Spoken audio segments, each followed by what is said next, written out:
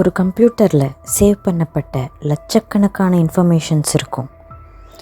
ஒருத்தரோட ஜாதகத்தில் ஒருத்தரை பற்றி தெரிஞ்சுக்கிற மாதிரி ஒருத்தரோட கம்ப்யூட்டர் ஹார்ட் ட்ரைவை வச்சு அவரை பற்றி பரிபூர்ணமாக தெரிஞ்சுக்கலாம். ஆனால் அந்த கம்ப்யூட்டர்லேருந்து டெலீட் பண்ண சில விஷயங்கள்னால ஒருத்தர் கொலைகாரனாக மாற முடியுமா?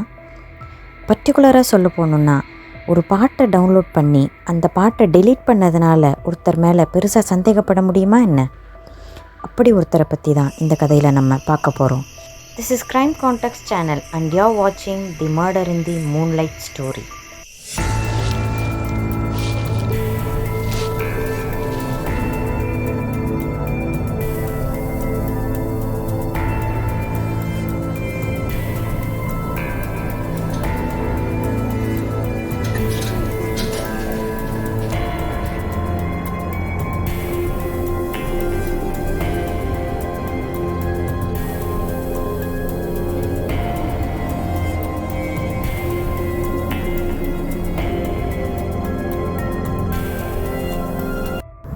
ஜஸ்டின் என்கின்றவரும் ஏப்ரல் என்ற பெண்மணியும் ஒரு சக்ஸஸ்ஃபுல்லான திருமண லைஃப்பை வாழ்ந்துக்கிட்டு இருக்காங்க. அவங்களோட 3rd ஆனிவர்சரியை செலிப்ரேட் பண்ணுறதுக்காக ஃப்ளோரிடாவில் இருக்கிற ஒரு இட்டாலியன் ரெஸ்டாரண்ட்டில் டின்னர் புக் பண்ணியிருக்காரு ஜஸ்டின். அந்த ஆனிவர்சரி தான் அவங்க லைஃபோட லாஸ்ட் ஆனிவர்சரிங்கிறது 2 பேருக்குமே அப்போ தெரியாது. ரெஸ்டாரண்ட்டில் டின்னரை முடிச்சுட்டு அங்கே பக்கத்தில் இருக்க பீச்சில் ஒரு வாக் போகலான்னு 2 பேருமே அந்த மூன்லைட்டுக்கு அடியில் நடந்து போயிட்டுருக்காங்க. அப்போது திடீர்னு பின்னாடியிலேருந்து ஒருத்தர் கன்னோட வந்து கையில் இருக்கிற கேஷை கொடுக்கும்படி ஜஸ்டினையும் ஏப்ரல்லையும் பயமுறுத்தியிருக்காரு. 2 பேரும் என்ன செய்வதுன்னே தெரியாமல் பார்த்துக்கிட்டு இருக்கும்போதே அவர் ரொம்ப ஆக்ரோஷமாக கேஷை எடுக்கும்படி மிரட்டியிருக்காரு. அப்போ இவங்க 2 பேரும் டிஃபெண்ட் பண்ண ஆரம்பிக்கும்போது துப்பாக்கி எதிர்பாராமல் வெடிக்குது. ஜஸ்டினுக்கு இவ்வளோதான் ஞாபகம் இருக்குது.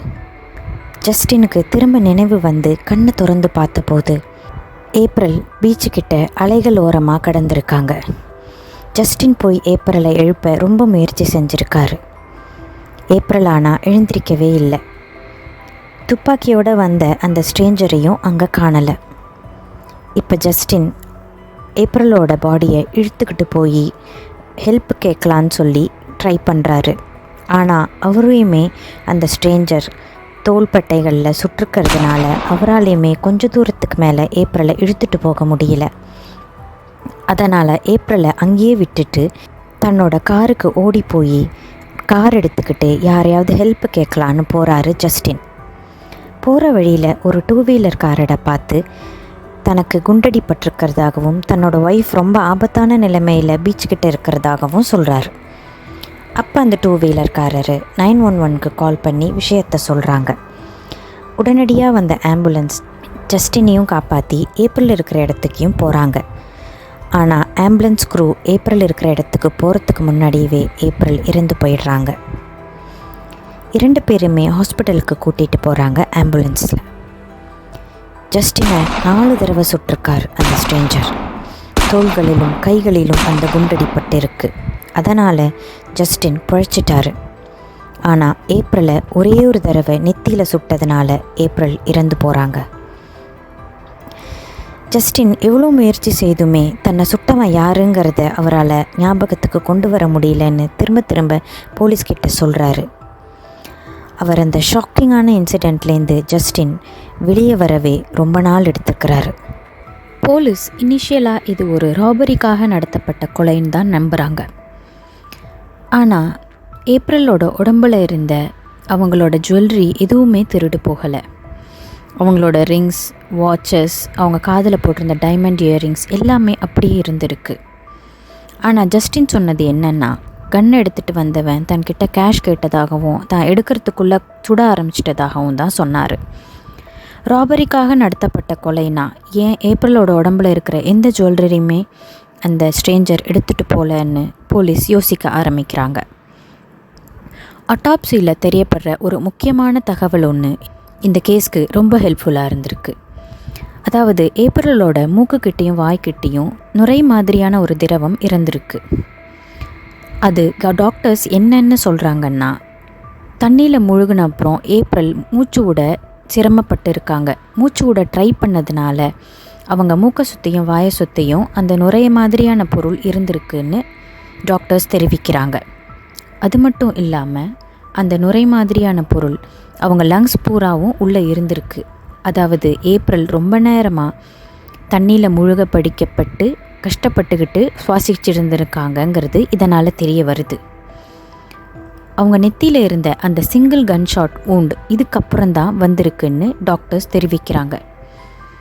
இதனால் போலீஸ் என்ன சந்தேகப்படுறாங்கன்னா, ஏப்ரலை தண்ணியில் முழுகடித்து சாகடிக்க ட்ரை பண்ணிவிட்டு அது முடியாமல் போகவே ஏப்ரலை கன்னால் சுட்டு கொலை பண்ணியிருக்கான் அந்த கொலைகாரன்னு போலீஸ் தீர்மானிக்கிறாங்க. ஆனால் இந்த ஃபைண்டிங்ஸும் ஜஸ்டினோட ஸ்டேட்மெண்ட்டும் ஒத்துப்போகாமல் இருக்கிறது போலீஸ்க்கு ஜஸ்டின் மேலே சந்தேகத்தை வரவழைக்க ஆரம்பிக்குது. ஜஸ்டின் என்ன சொன்னாருன்னா, அங்கே ஒரு சண்டை நடந்ததாகவும் அதுக்கப்புறம் உடனேவே அந்த ஸ்ட்ரேஞ்சர் சுட்டுட்டதாகவும் தான் மயக்கத்துக்கு போயிட்டதாகவும் தான் அவர் சொன்னார். ஆனால் அட்டாப்சி ஃபைண்டிங்ஸ் வேறு மாதிரி சொல்லுது. ஜஸ்டின் இப்போது ஓரளவு மனநிலை தேறி போலீஸ்கிட்ட பேச ரெடி ஆகிறாரு. அவர் தன்னை அட்டாக் பண்ணவரோட குறிப்புகளை சொல்ல சொல்ல போலீஸ் வரைய ஆரம்பிக்கிறாங்க. அந்த ஸ்கெட்சை வச்சு கம்பேர் பண்ணி பார்த்தப்போ ராபரி கேஸ் ஃபைல் ஆகிருக்கிற ஒரு கிரிமினலோட அந்த ஸ்கெட்ச் கரெக்டாக ஒத்து போகுது. போலீஸ் இப்போ அந்த கிரிமினலை தேட ஆரம்பிக்கிறாங்க. தேடுதலில் என்ன தெரிய வருதுன்னா, அவன் ஆல்ரெடி ஜெயிலில் தான் இருக்காங்கிறது போலீஸுக்கு தெரிய வருது. இதனால் இந்த தெஃப்ட் கேஸ்லேருந்து அந்த கிரிமினலை சஸ்பெக்ட் லிஸ்ட்லேருந்து எடுக்கிறாங்க போலீஸ். ஜஸ்டினோட பேக்ரவுண்ட் வெரிஃபிகேஷனை இனிஷியேட் பண்ணுறாங்க போலீஸ். பேக்ரவுண்ட் வெரிஃபிகேஷனில் போலீஸ்க்கு தெரிய வர்றது, ஏப்ரலோட கல்யாணம் ஆன இந்த 3 வருஷத்தில் 5 எக்ஸ்ட்ரா மேரிட்டல் அஃபேரில் இன்வால்வ் ஆகிருக்காரு என்பது தான். ஆனால் போலீஸ் கேட்டப்போ அந்த மாதிரிலாம் எதுவுமே இல்லைன்னு ஜஸ்டின் சாதிச்சிருக்காரு. தான் ஒய்ஃபை கொலை பண்ண கொலைக்காரனை கண்டுபிடிக்கிறது விஷயத்தில் போலீஸ் இன்வால்வ் ஆகிருக்கும்போது இந்த மாதிரி எக்ஸ்ட்ரா மேரிட்டல் அஃபேரை மறைச்சா அது அந்த கொலைக்காரனை பிடிக்க கஷ்டமாக இருக்குங்கிறது ஜஸ்டினுக்கு தெரிஞ்சிருக்கணும். இருந்தும் அவர் ஏன் இந்த எக்ஸ்ட்ரா மேரிட்டல் அஃபேர்ஸை போலீஸ்கிட்ட மறைச்சாரு? போலீஸ் இதை யோசிக்க ஆரம்பிக்கிறாங்க. சர்ச் வாரண்ட்டோட ஜஸ்டின் வீட்டை சோதனையிடவும் ஆரம்பிக்கிறாங்க.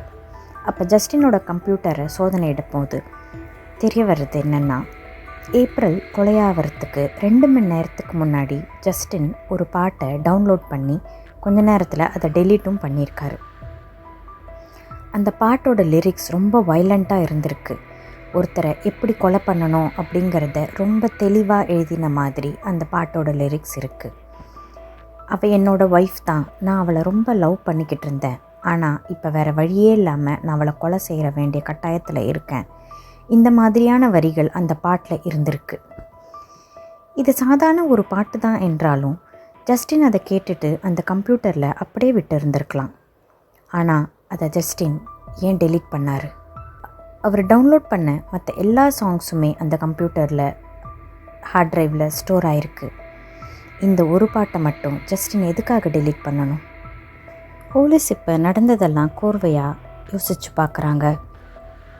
ஜஸ்டின் சொன்னது என்னென்னா, ஒரு ஸ்ட்ரேஞ்சர் தான்கிட்ட கேஷ் கேட்டு கன் பாயிண்டில் மிரட்டினதாகவும் அவர்கிட்டேருந்து தப்பிக்க முயற்சி செய்யும்போது அந்த ஸ்ட்ரேஞ்சர் ஏப்ரலை சுட்டுட்டதாகவும் ஜஸ்டினையும் 4 தடவை கைகள்லேயும் தோள்கள்லேயும் சுட்டதுனால அவர் மயக்கத்துக்கு போயிட்டதாகவும், முழிச்சு பார்க்கும்போது ஏப்ரல் அந்த அலையோரமாக கடலில் கடந்ததாகவும் அவங்களை இழுத்துட்டு வர முடியாததுனால போலீஸ் ஹெல்ப் எடுத்ததாகவும் ஜஸ்டின் சொல்லியிருந்திருக்காரு.